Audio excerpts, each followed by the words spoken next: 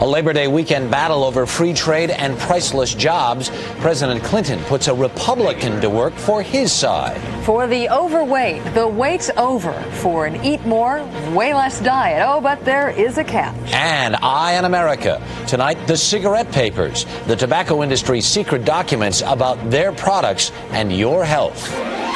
This is the CBS Evening News with Harry Smith and Paula Zahn, in for Dan Rather and Connie Chung.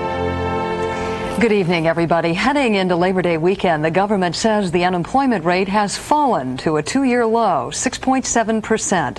But good-paying factory jobs are still disappearing by the thousands. Would the free trade deal solve that problem or make it worse? As correspondent Eric Engberg reports, the debate is about to get louder. American businesses eliminated 42,000 manufacturing jobs last month, according to today's report from the Labor Department. It was the kind of statistic that plays into the hands of unions and other groups out to derail the North American Free Trade Agreement, which the president has designated his next legislative goal.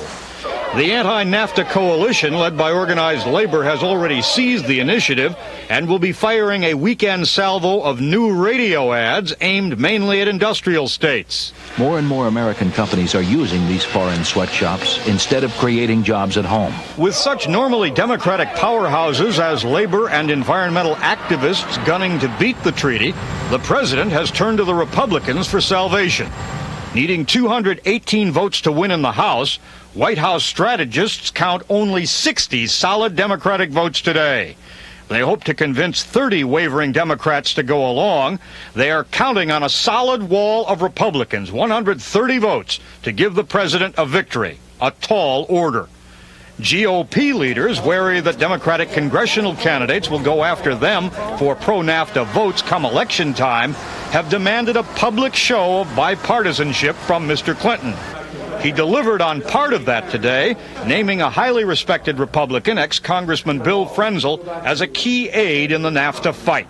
I want to thank Bill Frenzel for his willingness to come aboard to make clear all partisan effort. It is going to be not an easy thing to get this agreement ratified, but I think the bipartisan approach is the right way.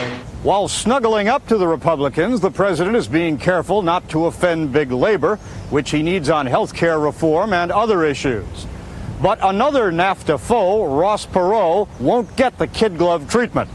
The White House has decided to hit him hard and often as an apostle of defeatism afraid to compete in the new world. Eric Engberg, CBS News, the White House. And President Clinton will no doubt come out swinging on his health care reform package, too. It will be officially unveiled later this month, but some of the basics have already been decided. Correspondent Linda Douglas tells us some of what's in and what's out.